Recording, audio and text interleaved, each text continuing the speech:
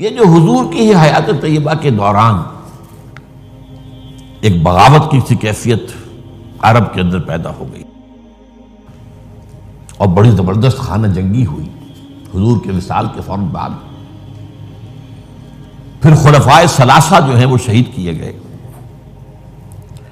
اس کا تاریخی پس منظر بھی آپ کو سمجھ میں نہیں آ سکتا یہ کیوں ہے.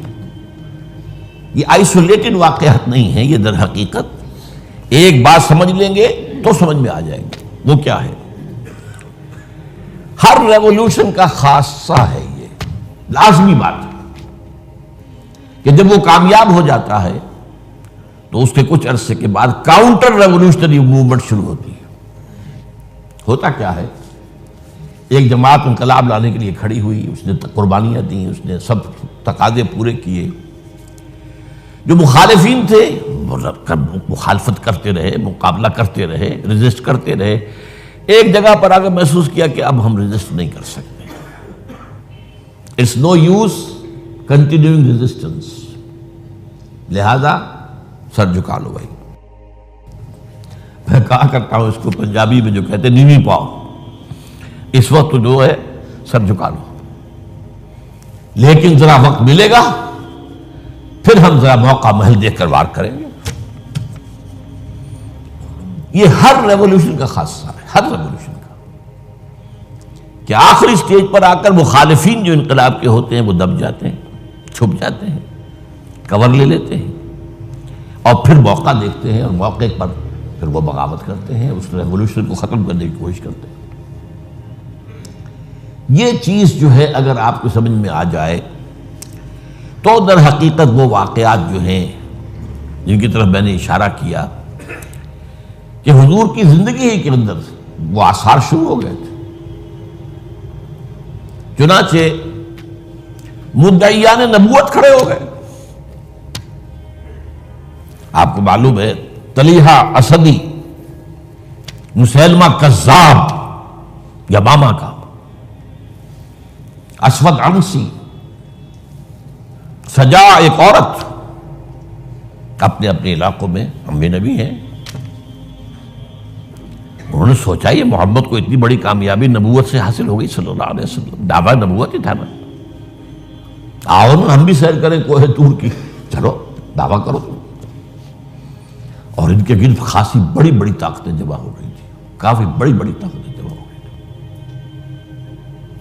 چنانچہ مسیلمہ کذاب نے تو جو ریزسٹ کیا ہے، کیونکہ بالآخر جو ہے یہ ایک نبی نبوت کا دعویٰ کرنے والا مرد مسیلمہ اور ایک عورت سجا، ان دونوں نے آپس میں شادی بھی کر لی تھی. وہ تو ڈبل نبوت ہو گئی پھر. اور ان کی بہت بڑی طاقت تھی، بہت بڑی طاقت.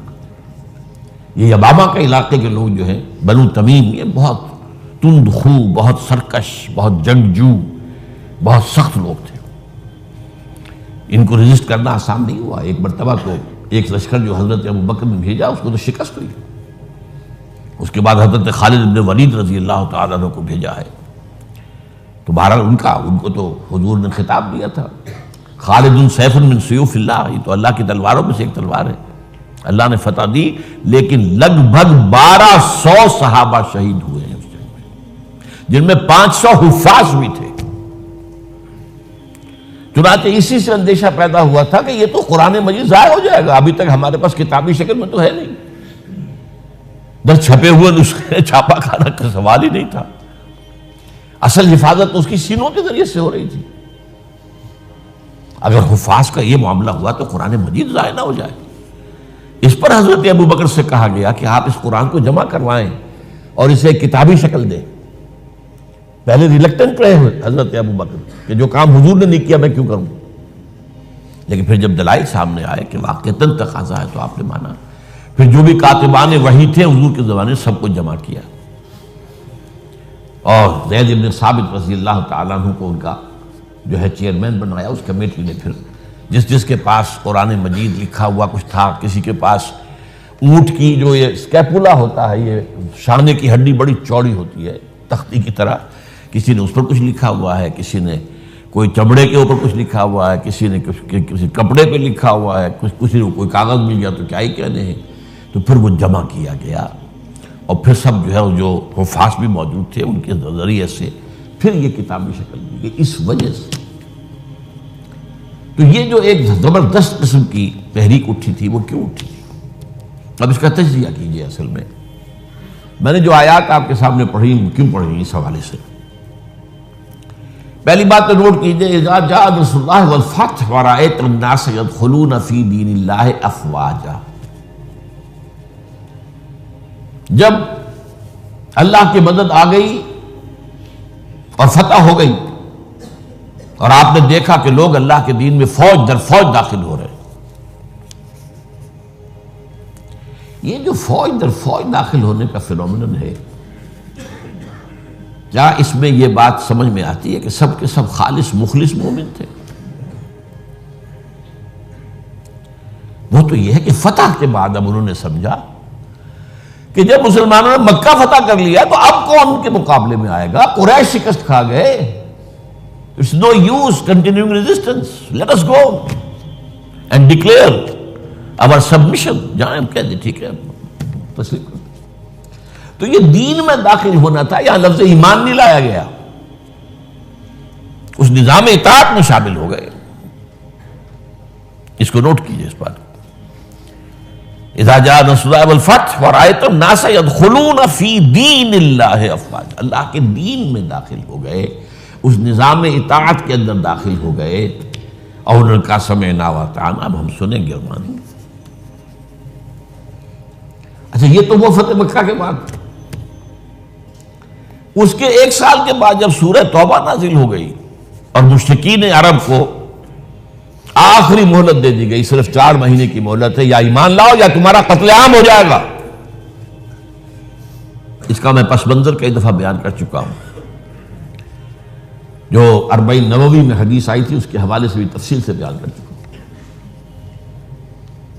اللہ تعالیٰ اپنے رسول جس قوم کی طرف بھیجتا تھا وہ قوم اگر انکار کرتی تھی تو ہلاک کر دی جاتی.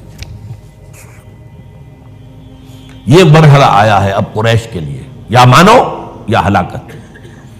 پہلی قومیں ہلاک کی گئی، غرق کر دیے گئے، یا زلزلہ آ گیا، یا کوئی باد سرسر آ گئی، مختلف طریقوں سے. ایک طریقہ یہ بھی تھا کہ مسلمانوں کے ہاتھوں قتل کر دیے گئے. جو میں نے آیت آپ کو سنائی ہے، آیت نمبر 5 ہے سورہ توبہ کی. فَإِذَا انْسَلَخَ الْأَشْهُرُ الْحُرُمُ. اب یہ جو 4 مہینے کی ان کو مہلت دی جا رہی ہے، جب یہ ختم ہو جائے تو اے مسلمانوں فَاقْتُلُوا الْمُشْرِكِينَ حَيْثُ وَجَدتُّمُوهُمْ. اب قتل کرو ان مشرکوں کو جہاں کہیں بھی پاؤ. وَخُذُوهُمْ. پکڑو انہیں. وَاحْصُرُوهُمْ. ان کا گھیراؤ کرو، محاصرہ کرو. وَاقْعُدُوا لَهُمْ كُلَّ مَرْصَدٍ. اور ہر جگہ گھات لگا کر بیٹھو انہیں گرفتار کرنے کے لیے. فَإِن تَابُوا وَأَقَامُوا الصَّلَاةَ وَآتَوُا الزَّكَاةَ فَخَلُّوا سَبِيلَهُمْ. پھر وہ اگر توبہ کر لے، اپنے شرک سے باز آ جائیں اور پھر وہ نماز قائم کریں اور زکوٰۃ ادا کریں تو ان کا راستہ چھوڑ دو. ان اللہ غفور رحیم. اللہ غفور رحیم. اب اس کا تجزیہ کیجئے. جو لوگ اس تھریٹ کے تحت ایمان لائے ہیں ان میں تو ظاہر بات ہے غالب اکثریت ان کو ہوگی کہ جو دل سے ایمان نہیں لائے، تو جان بچانے کے لیے ایمان لائے. ایسے بھی لوگ تھے، تاریخ سے معلوم ہوتا ہے کہ جنہوں نے اس پریشر کے تحت ایمان اسلام قبول کرنے سے انکار کر دیا، وہ عرب چھوڑ کر چلے گئے. کہتے ہیں کہ یہ جو ہمارا ایک کافرستان ایک علاقہ ہے، یہ جو واق خان کی پٹی کے ساتھ ہی ہے، اور اس کے ساتھ ملتا ہوا ایک صوبہ ہے نورستان افغانستان میں. یہ ایک قوم ہے، ان کا کہنا یہ ہے کہ ہم ان لوگوں میں سے ہیں کہ جو ان آیات کے نزول کے بعد جو عرب چھوڑ کر باہر گئے کہ ہم نہیں مانیں گے اسلام. پھر جیسے جیسے ہم پڑھتے گئے پیچھے پیچھے اسلام بھی آ رہا تھا، فتوحات ہو رہی تھی، تو آگے آگے ہم پیچھے پیچھے اسلام، یہاں تک کہ ہم آ کر ہمارے آباء اجداد ان پہاڑوں میں آ کر انہیں پناہ لے لی. یہ چترال کا علاقہ، یہ سارا جو ہے یہاں پر. تو یہ کہتے تھے ہم ان قرشیوں میں سے ہیں. ان کا ایک سردار اور ایک عالم مجھ سے ملا بھی تھا. اس کے بعد یہ ہوا کہ وہ علاقہ تقسیم ہو گیا. احمد شاہ ابداری نے جب بنایا ہے نیا نقشہ افغانستان کا تو اس میں سے ایک حصہ اس علاقے کا افغانستان میں چلا گیا. وہاں امیر دوست محمد والی کابل نے انہیں کر دیا، ایک وارن کر دیا کہ اب اتنی مہلت کے اندر ایمان لاؤ یا قتل کر دیے جاؤ گے. یعنی وہ سزا جس سے بھاگے تھے تمہارے آباء و اجداد وہ یہاں آ جائے گی. وہ ایمان لے آئے. وہ علاقہ نورستان کہلاتا ہے، اسلام کے نور سے منور ہو گیا وہ. اور اس کے ساتھ کا علاقہ پاکستان میں وہ ابھی تک کافرستان ہے. اس کو انہوں نے بلکہ ہماری حکومت نے بھی مینٹین کیا ہوا ہے. وہاں کسی کو تبلیغ کی اجازت نہیں ہے، کچھ نہیں ہے. وہ چاہتے ہیں کہ یہ سیاحت کے لیے سیاحوں کی آمد کو دیکھیں آ کر ان لوگوں کو، تو وہ برقرار رکھا ہو پورا علاقہ. بہرحال یہ کیفیت اب تجزیہ یہ کرنا ہے کہ جو لوگ اس وقت ایمان لائے ان میں اگر اکثریت نہیں تو باہر بہت بڑی تعداد ایسے لوگوں کی تھی کہ جنہوں نے صرف جان بچانے کے لیے وہ جو ہے وہ اپنا ایمان لانا جو ہے اور اسلام میں داخل ہونا قبول کیا، ورنہ حقیقت میں وہ اسلام میں داخل. اس کے بعد حضرت ابوبکر کی خلافت کے دوران اس سے بھی بڑا فتنہ کھڑا ہو گیا. ہم زکوٰۃ نہیں دیں گے، زکوٰۃ جو ہے وہ ہم دیں گے، خود تقسیم کر لیں گے، خود تقسیم کر دیں گے. حضرت ابوبکر رضی اللہ تعالیٰ عنہ نے طے کیا ان کے خلاف جہاد، جنگ. کیونکہ یہ سورہ توبہ کی 5ویں آیت کے اندر بھی یہ ہے، 2 شرطیں ہیں. اگر وہ توبہ کریں اور نماز قائم کریں اور زکوٰۃ دیں. اسی کے حوالے سے جب کہا گیا تھا حضرت ابوبکر سے کہ آپ ان کے خلاف قتال نہ کیجئے، یہ مرتد تو نہیں ہوئے، اسلام سے منکر نہیں ہوئے، کوئی نئی نبوت کا دعویٰ نہیں کیا، اور زکوٰۃ کے بھی منکر نہیں ہیں اس معنی میں کہ زکوٰۃ نہیں دیں گے. کہتے ہیں کہ ہم خود جو ہے اس زکوٰۃ کا بندوبست کریں گے. یہ عظیمت تھی حضرت ابوبکر کی رضی اللہ تعالی عنہ. آپ نے کہا کہ اگر یہ حضور کے زمانے میں اونٹ دیتے تھے زکوٰۃ میں اور ساتھ ہی اس کو باندھنے والی رسی بھی دیتے تھے، اب اگر یہ کہیں گے کہ اونٹ لے جاؤ رسی نہیں دیتے تو بھی میں جنگ کروں گا. ایسے پیارے الفاظ ہیں. ایبدل الدین وانا حی، کیا دین میں تبدیلی کر دی جائے گی، دین میں ترمیم کر دی جائے گی جبکہ ابھی میں زندہ ہوں؟ میرے ہوتے یہ نہیں ہو سکتا. حالانکہ حضرت عمر فاروق جیسی شخصیت بھی مشورہ دے رہی تھی. دیکھیے 2 محاذ پہلے کھلے ہوئے ہیں. جیش اسامہ کو حضور نے تیار کیا تھا، آپ نے بھیج دیا، ٹھیک کیا. پھر جو نبوت کے دعوے دار تو کھلے مرتد ہو گئے، ان کے خلاف جہاد تو بالکل ضروری تھا. اب تیسرا یہ محاذ نہ کھولے. ابھی مسلمانوں کے دل ویسے زخمی ہیں، حضور کے انتقال کے بعد مورال جو ہے مسلمانوں کا گرا ہوا ہے. لیکن یہ عظیمت تھی حضرت ابوبکر. اب اس کو یوں سمجھیے ذرا تاریخی اعتبار سے تجزیہ کیجیے. اسلام کی فتح کا مطلب مذہبی اعتبار سے کس کی شکست تھی اور سلطنت کے اعتبار سے کس کی شکست تھی، اسی سے پتہ چلے گا کہ کاؤنٹر ریولیوشنری موومنٹس وہیں سے آئیں گی. اسلام کے غلبے کا مطلب تھا شرک کا خاتمہ. لہذا جو مشرک تھے عرب کے سابق جو اسلام لے آئے تھے، قالت الاعراب آمنا قل لم تؤمنوا ولکن قولوا اسلمنا، پورا تقریباً بدو عرب مرتد ہو گئے. بدو عرب، یہ مکہ مدینہ یہ شہر یہ بچے ہیں، ورنہ اکثر و بیشتر یہ اعراب. اسی لیے اس آیت میں الفاظ کہ قالت الاعراب آمنا قل لم تؤمنوا ولکن قولوا اسلمنا ولما يدخل الايمان في قلوبكم. انہی میں سے یہ مدعیان نبوت اٹھے، انہوں نے ہی زکوٰۃ کا انکار کیا. تو پہلا کاؤنٹر ریولیوشن حضور کے ریولیوشن کے خلاف جزیرہ نما عرب سے اندر سے برآمد ہوا ہے، مدعیان نبوت کی شکل میں اور منکرین زکوٰۃ کی شکل میں. بہرحال حضرت ابوبکر صدیق رضی اللہ تعالی عنہ کی جو اقبال نے اشعار کہے ہیں حضرت ابوبکر کی شان میں، اگرچہ ویسے تعداد دیکھی جائے تو حضرت علی، حضرت حسین کے، حضرت فاطمہ رضی اللہ تعالیٰ عنہ کی شان میں جو اشعار ہیں وہ بہت زیادہ ہیں تعداد میں. لیکن حضرت ابوبکر کی شان میں بھی چند اشعار جو ہیں لیکن وہ بہت ٹاپ کے. امن الناس بر مولائے ماں، کلیم اول سینائے ماں، ہمت او کشت امت راچو ابر، ثانی اسلام و غار و بدر و قبر. یہ 2 اشعار بڑی بڑی یوں سمجھ لیجیے کہ غزلوں پر اور مسئلے ابھارے. امن الناس، حضور نے فرمایا تھا مجھ پر جس نے کوئی احسان کیا ہے میں نے بدلہ چکا دیا ہے سوائے ابو بکر کے. اس کے احسانات کا بدلہ صرف اللہ دے گا. ہاں امن الناس بالموت، میرے مولا محمد صلی اللہ علیہ وسلم پر سب سے زیادہ احسان کرنے والا کون؟ ابو بکر. اور کلیم اول سینا ماں، جیسے صحرائے سینا پر، کوہ سینا پر حضرت کلیم اللہ سے ہم کلام ہوئے، تو نبوت محمدی کے پہاڑ پر سب سے پہلے ابو بکر آئے. کلیم اول سینا ماں. ہمت، یہ لفظ تھا جو میں چاہتا تھا لانا. ہمت، ان کے اندر جو ہمت تھی، جو ول پاور تھی، ہمت وہ کشت ملت را جو ابر، وہ تو بالکل ایسے ہے کہ جیسے کسی کھیتی کے اوپر ابر کا پانی برسے تو کھیتی لہلا اٹھتی ہے. یہ کام کیا ہے ہمت ابو بکر نے رضی اللہ تعالی، عظیمت. اور پھر جو بات کہی ہے ثانی اسلام و غار و بدر و قبر، پورے دیوان اسے ایک مصرے کے اوپر جو ہے نثار کر دیے جائیں. اسلام میں بھی نمبر 2 حضور کے بعد پہلے کون؟ ابو بکر. غار میں نمبر 2، غار ثور میں حضور کے ساتھ کون؟ ابو بکر. بدر میں نمبر 2، جب وہ بنا دی گئی تھی جھونپڑی اور وہاں حضور سجدے کر رہے تھے دعائیں، کون کھڑا تھا پہرے پر تلوار لے کر؟ ابو بکر. قبر میں نمبر 2، حضور جہاں دفن ہوئے وہیں نمبر 2 پر دفن ہوئے حضرت ابو بکر. بہرحال یہ جو پہلا کاؤنٹر ریولیوشنری موومنٹ تھی جو عرب سے اٹھی ہے، حضرت ابو بکر کی ہمت و عظیمت نے اس کو کچل کر اور گویا کہ کنسولیڈیٹ کر دیا اثر نو ریولیوشن آف محمد صلی اللہ علیہ وسلم کو. وہ انقلاب پھر محکم ہو گیا، مستحکم ہو گیا. اور اب حضرت عمر کے حوالے ہو گئی بات.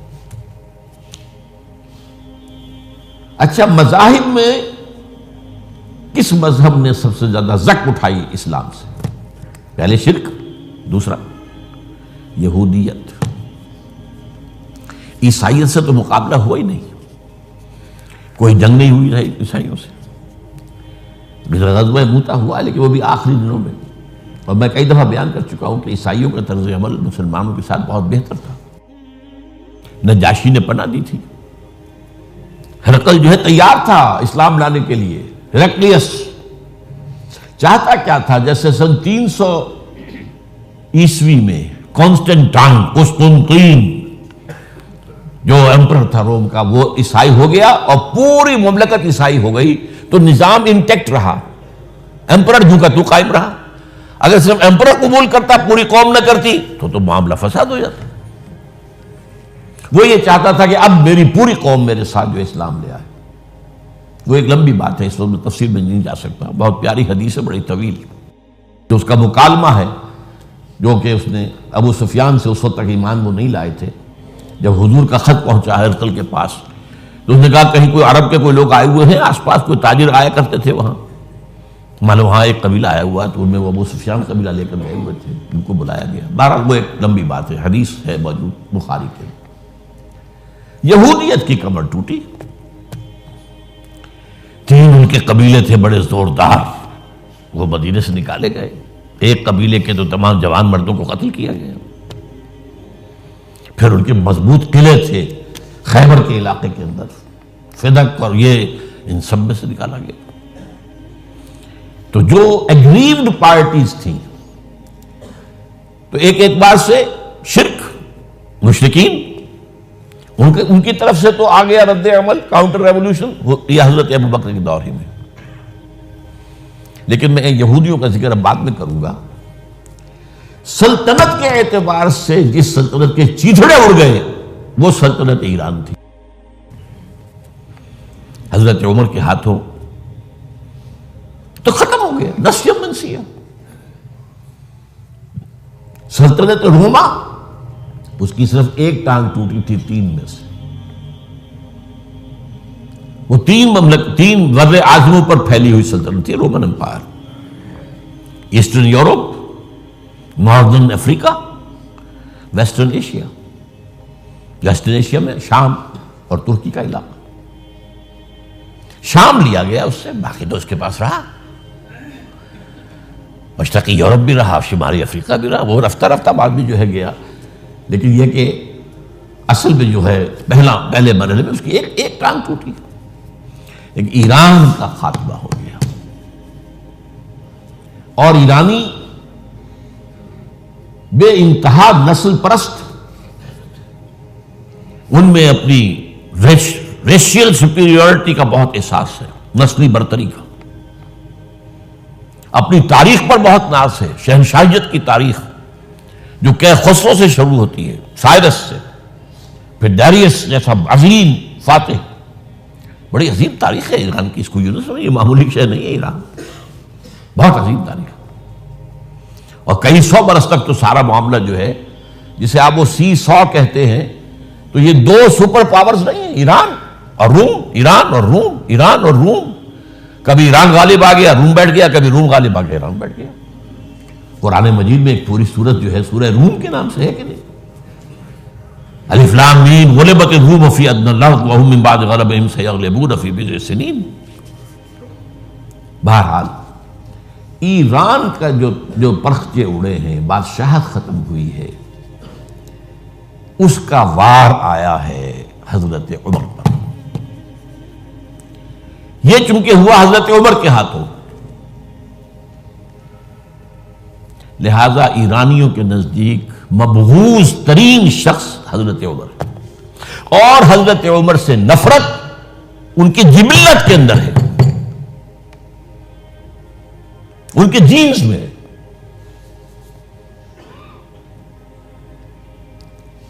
چنانچہ کس نے شہید کیا حضرت عمر کو؟ ابو لولو فیروز، ایک ایرانی غلام تھا حضرت مغیرہ کا رضی اللہ تعالی عنہ۔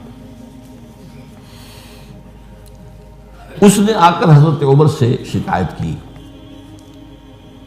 کہ حضرت مغیرہ جو ہیں ان سے مکاتبت میں کر رہا ہوں، وہ مجھ سے بہت زیادہ پیسے مانگ رہے ہیں۔ مکاتبت یہ تھی کہ غلام طے کر لیتا تھا کہ میں کمائی کر کے تمہیں اتنے پیسے دے دوں گا تو مجھے تم آزاد کر دینا، مکاتبت کہلاتا تھا، تو وہ اتنے پیسے مانگتے ہیں، بہت زیادہ زیادتی کر رہے ہیں۔ حضرت عمر نے پوچھا کہ تم کیا کیا کام جانتے ہو؟ اس نے گنوایا، میں یہ بھی جانتا ہوں، یہ بھی جانتا ہوں، یہ بھی جانتا ہوں، میں ترخان بھی ہوں، میں فلاں بھی ہوں، میں چکیے بھی بناتا ہوں، میں یہ بھی کرتا ہوں۔ تو فرمایا کہ پھر تم پر یہ زیادہ نہیں ہے، جو مغیرہ تمہارے اوپر جس قدر رقم ڈال رہے ہیں زیادہ نہیں ہے، اور دیکھنا مجھے ایک چکی بنانی جانتے ہو تو ایک چکی مجھے بھی بنا کے دینا۔ کہا آپ کو تو میں وہ چکی بنا کے دوں گا جو ساری دنیا یاد کرے گی، دھمکی دے گئے، اور حضرت عمر نے پہچان لیا تھا کہ دھمکی دی اس نے۔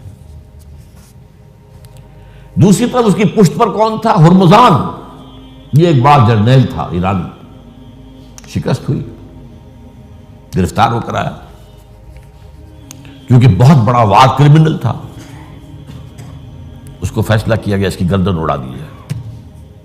اب اس کی چال دیکھیے، ایرانی ذہن کہ مجھے ذرا پانی پینے کے لیے دے دیں اس سے پہلے کہ میری گردن اڑائی جائے۔ حضرت عمر نے فرمایا ہاں پانی دے دو۔ اب پانی کا کٹورا ہاتھ میں کہتا ہے دیکھیے مجھے ضمانت دیجیے جب تک میں یہ پانی نہ پی لوں مجھے قتل نہیں کریں گے۔ کہ ہاں ٹھیک ہے، جب تک تم یہ پانی نہیں پی لو گے تو میں قتل نہیں کیا۔ وہ کٹورا پھینک دیا پانی کا، کرو کا قتل مجھے کیسے کرتے ہو؟ تو یہ پانی تو میں نے نہیں پیا، چھوڑنا پڑ گیا اس کو، زبان کی بات تھی۔ وہ تھا اس کی پشت پر ابو لولو فیروز، اور ابو لولو فیروز کے اب بھی اس کے جیسے ائمہ اہل بیت کے اہل تشیع جو ہیں وہ ان کے مقبروں کی صریخ بناتے ہیں، اس کے اوپر جالیاں، اس طرح اس کا ہے، اور حضرت ابو لولو فیروز کا حلقہ ہے، وہ قاتل عمر ہے رضی اللہ عنہ۔ تو سمجھ رہے اس بات کو؟ جو بھی اگریوڈ تھے وہیں سے کاؤنٹر اٹیک آنا تھا نا۔ اب آئیے یہود کی طرف۔ ظاہر بات ہے کہ جزیرہ نما عرب سے یہودیت کا خاتمہ ہو گیا۔ اس کے بعد مجھے اکثر اس معاملے میں یاد آ جایا کرتی ہے ایک پکچر کبھی کسی زمانے میں دیکھی تھی، ہیلن آف ٹرائے۔ وہ ٹرائے کا گھوڑا تو بہت سے لوگوں نے سنا ہوگا، کہانی ایسی ہے کہ ان کے تو اسپارٹا اور ٹرائے کے آپس میں جنگ تھی، اس میں وہ گھوڑا ایک بنا کر اس کے اندر چھپا کر فوجیوں کو وہ شہر کے اندر لے گئے تھے۔ اس جنگ میں ایک موقع پر جو ان کا سب سے بڑا یونانیوں کا جو سب سے بڑا سردار تھا، وہ جو ان کا سب سے بہادر شمار ہوتا تھا، وہ قتل ہو گیا۔ تو ایک یونانی جو ہے دوسرا سردار کھڑا ہو کر کہتا ہے، so this is the end of Greek bravery but not of Greek treachery. یہ یونانیوں کی بہادری کا تو خاتمہ ہو گیا اس شخص کی موت کے ساتھ، یونانیوں کی عیاری تو ختم نہیں ہوئی نا۔ تب اس نے پھر یہ پہلے تو پسپائی کروا دی، سب کے سب چلے گئے۔ اب یہ ٹرائے والے دیکھ رہے جا رہی ہیں فوجیں چلی گئیں، جہازوں میں بیٹھ کے بھی روانہ ہو گئے۔ پھر کچھ عرصے کے بعد واپس آئے، خفیہ طور پر گھوڑا بنا کر لائے بہت بڑا، اس کے پیٹ میں اپنے فوجی بھرے۔ اب وہ جو ہے لوگوں نے دیکھا بعد میں ٹرائے کا گھوڑا ہے، اس کو وہ لوگ اندر لے گئے، وہ خوشیاں منا رہے ہیں فتح کی۔ رات کو جب وہ شراب کے نشے میں دھت ہو چکے ہوئے تھے، وہ اس میں سے نکلے، پیٹ میں سے انہوں نے قتل کیا ہے۔ تو وہ ٹریچری ہے۔ تو یہودیوں کی بریوری تو ختم ہو گئی جبکہ خیبر فتح ہو گیا اور وہاں کے بڑے بڑے قلعے حضرت علی رضی اللہ تعالیٰ عنہ کے دست مبارک سے، اور ان کا بہت بڑا مرحب، بہت بڑا سردار، بہت بڑا طاقتور، وہ قتل ہوا حضرت علی کے ہاتھ رضی اللہ تعالیٰ عنہ۔ But not the Jewish treachery. وہ ٹریچری اب شروع ہوتی ہے حضرت عثمان کے زمانے میں۔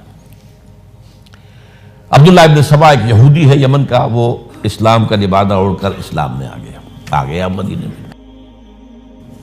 یہاں اس نے اس معاشرے کا خوب تجزیہ کیا، یہاں کیا کیا چیزیں ہیں، کون کون سی فورسز ایٹ پلے ہیں، میں کس دختری رگ کو چھیڑ سکتا ہوں۔ انہوں نے محسوس کیا کہ بنو ہاشم اور بنو امیہ کی بڑی پرانی جو ہے چپقلش اور مسابقت، ایک طرح کا مقابلہ قریش کے ان دو بڑے گھرانوں کے اندر، یہ ان کی ہڈیوں کے اندر ہے۔ اس کو اٹھایا۔ اب عجیب بات اصل میں یہ ہے کہ خلیفہ اول نہ بنو امیہ میں سے تھے نہ بنو ہاشم میں سے، بنو ہاشم اور بنو امیہ کا معاملہ تھا۔ قریش تو سب ہے، جیسے وٹو بہت بڑا قبیلہ ہے، ان میں مانے کے، لالے کے، شامد کے، یہ پھر ایک ایک شخص کے نام سے ہوتے، لالے کے کوئی لالا ان میں سے ہوگا، اس کے لالے والے ہو گئے، شامد کوئی شاہ محمد ہوگا، اس کے اولاد جو ہے وہ شامد کے ہو گئے۔ تو یہ مانے کے لالے کے، یہ سب کیا وٹو ہیں۔ تو قریش جو ہے ایک بڑا قبیلہ تھا، اس میں گھرانے یہ تھے، بنو امیہ، بنو ہاشم۔ حضرت ابو بکر نہ بنو ہاشم میں سے تھے نہ بنو امیہ میں سے تھے، بنو تیم میں سے تھے، چھوٹا سا قبیلہ تھا۔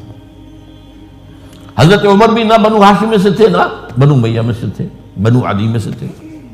اب یہ حضرت عثمان تھے کہ جو بنو امیہ میں سے تھے۔ یہاں سے اس نے اٹھائی بات اور ایسی ایسی باتیں شروع کی جو عوام جو ہیں، جو پورا رسوخ فی العلم حاصل نہیں ہوتا، وہ اس کے اندر بہہ جاتے ہیں۔ دیکھو یہ کیسے ہو سکتا ہے کہ ہمارے نبی جو ہیں وہ تو زمین میں دفن ہیں اور عیسیٰ جو ہے آسمان پر بیٹھے ہیں، اور عیسیٰ تو دوبارہ آئیں گے اور ہمارے نبی نہیں آئیں گے وہ بھی آئیں گے۔ اور ہر نبی کا ایک وصی ہوتا ہے، محمد کا وصی علی ہے، اسے ہونا چاہیے خلیفہ، وہ بنو ہاشم میں سے ہے۔ باقی جو بھی خلیفہ بنا ہے غاصب ہے، ابو بکر غاصب، عمر غاصب، اور اب جو ہے سب سے بڑا غاصب نہیں غصاب کہہ لیں اس کو، وہ تو بنو امیہ میں سے عثمان۔ ہاؤ کم، کیسے خلافت اس کی؟ اور اس نے اس تک بات بڑھائی ہے کہ حضرت علی تو خدا ہیں، اوتار ہیں خدا کا۔ یہ ساری چیز آج بھی یا علی مدد کا نعرہ جو لگ رہا ہے، یہ وہی سبائیت کے اثرات ہیں۔ یا اللہ مدد کا نعرہ نہیں لگاتے، یا محمد مدد کا نعرہ کوئی نہیں لگاتا، یا علی مدد۔ تو یہ ساری چیزیں جو ہے سمجھنے کی۔ حضرت علی رضی اللہ تعالیٰ عنہ کے بارے میں غالب بھی کہتا ہے، مشغول حق ہوں بندگی بوتراب میں۔ بوتراب حضرت علی ان کی بندگی کرتے ہوئے میں اصل میں اللہ کی بندگی، میں ان کی بندگی کرتا ہوں گویا کہ اللہ کی کرتا ہوں۔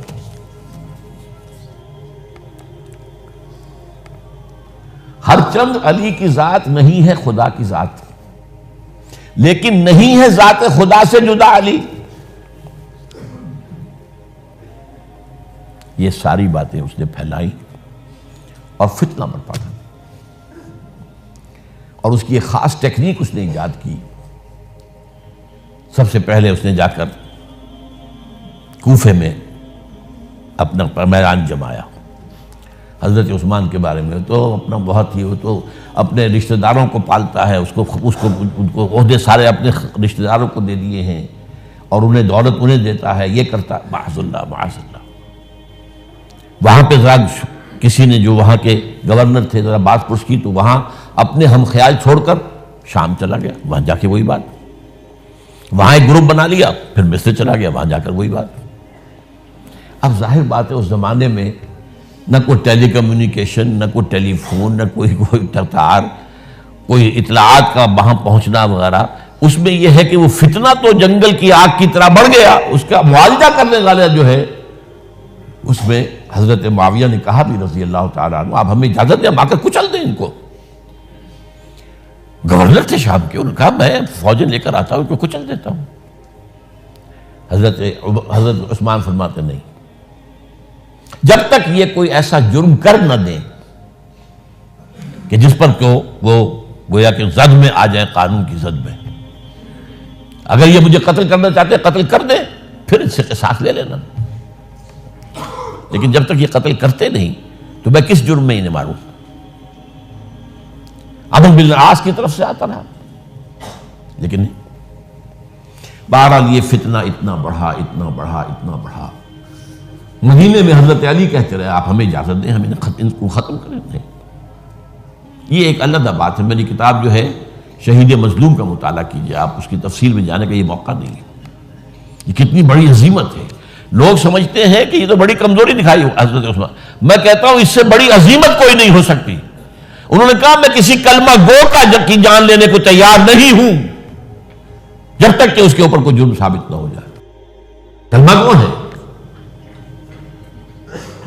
آپ اندازہ کیجئے، اس پر اڑے رہنا، ڈٹ جانا۔ یہ تو وہی بات ہے جو حابیل نے کہی تھی اپنے بھائی سے قابیل سے کہ بھائی جان اگر آپ مجھے قتل کرنے کے لیے ہاتھ بڑھائیں گے تو میں تو اپنا ہاتھ نہیں اٹھاؤں گا آپ کو قتل کرنے کے لیے۔ میں تو چاہتا ہوں کہ آپ اپنے گناہوں کے ساتھ میرے گناہ بھی لے جائیں، مجھے قتل کر دیں گے تو میرے گناہ جو ہے سارے آپ کے خاتمے ہو جائیں گے۔ حضرت عثمان 1000 مربع میل کا رقبہ ہے جس کے اوپر کہ ان کی حکومت چل رہی ہے، اور فوجیں ہیں مصر سے اور دمشق سے بار بار اجازت مانگ رہی ہیں۔ یہاں حضرت طلحہ، حضرت زبیر، حضرت علی اجازت مانگ رہے ہیں، نہیں، جب تک یہ کوئی جرم کر نہ لیں اس وقت تک نہیں۔ جب یہ جرم کر لیں گے پھر تم لینا اس سے قصاص، سزا دے دینا۔ چنانچہ آخری وقت تک بھی یہ ہوا ہے کہ حضرت علی کے دونوں صاحبزادے حضرت حسن، حضرت حسین، حضرت عثمان کے دروازے پر کھڑے پہرا دے رہے تھے، عبداللہ ابن زبیر پہرا دے رہے تھے، لیکن وہ جو بلوائی تھے وہ پچھواڑے سے کہیں دیوار پھلانگ کے گئے، انہوں نے حضرت عثمان کو شہید کیا رضی اللہ تعالیٰ۔ یہ ہے اصل میں یہودیت کا بیک لیش، یہودیت کا انتقام، اور جو سازشی ذہن اللہ نے ان کو دے رکھا ہے اس میں کوئی شک نہیں۔ ذہین انتہائی تباہ قوم ہے، لیکن ان کا جسے ہم کہتے ہیں ایول جینیس، تو ان کی ذہانت کا جو ہے میدان سازش، اور اس میں اتنے ماہر ہیں کہ وہ زخم لگایا ہے اسلام کو، جسد ملی کو، ابھی تک اس سے خون نکل رہا ہے۔ یہ سنیت اور شیعت کی تقسیم کہاں سے شروع ہوئی؟ وہی سبائیت، وہیں سے تو ہے دعا۔ حالانکہ جب حضرت علی کی بیعت ہو گئی ہے تو حضرت علی نے پھر عبداللہ ابن سوار سے کہا توبہ کرو، تم کہتے ہو کہ میں خدا ہوں، توبہ کرو ورنہ میں تمہیں زندہ جلا دوں گا۔ نہیں، تم ہماری جتنی چاہے آگ مالو، ہم کہتے تم اللہ ہو۔ اسے 40 آدمیوں سمیت حضرت علی نے زندہ جلوایا، اور یہ بات اہل تشیع کی کتابوں میں لکھی ہوئی ہے۔ بدقسمتی سے آج کل اگر کوئی بات کی جاتی ہے عبداللہ ابن سبا کے خلاف تو وہ سمجھتے کہ یہ شیعت کے خلاف بات ہو رہی ہے. حضرت علی نے تو خود ان کی اپنی کتابوں کے مطابق عبداللہ ابن سبا اور اس کے 40 ساتھیوں کو زندہ جلایا ہے. تو خدا ہے تو ہمیں آزما رہا ہے. وَلَنَبْلُوَنَّكُمْ بِشَيْءٍ مِّنَ الْخَوْفِ وَالْجُوعِ وَنَقْصٍ مِّنَ الْأَمْوَالِ وَالْأَنفُسِ وَالثَّمَرَاتِ. بس اسی طرح ہماری آزمائش کر رہا ہے. بہرحال یہ ہے پس منظر حضرت عثمان کی شہادت کا رضی اللہ تعالیٰ. اقول قولی ھذا واستغفر اللہ لی ولکم ولسائر المسلمین والمسلمات. حضرت عثمان کی شہادت کا رضی اللہ تعالیٰ. اقول قولی ھذا واستغفر اللہ لی ولکم ولسائر المسلمین والمسلمات.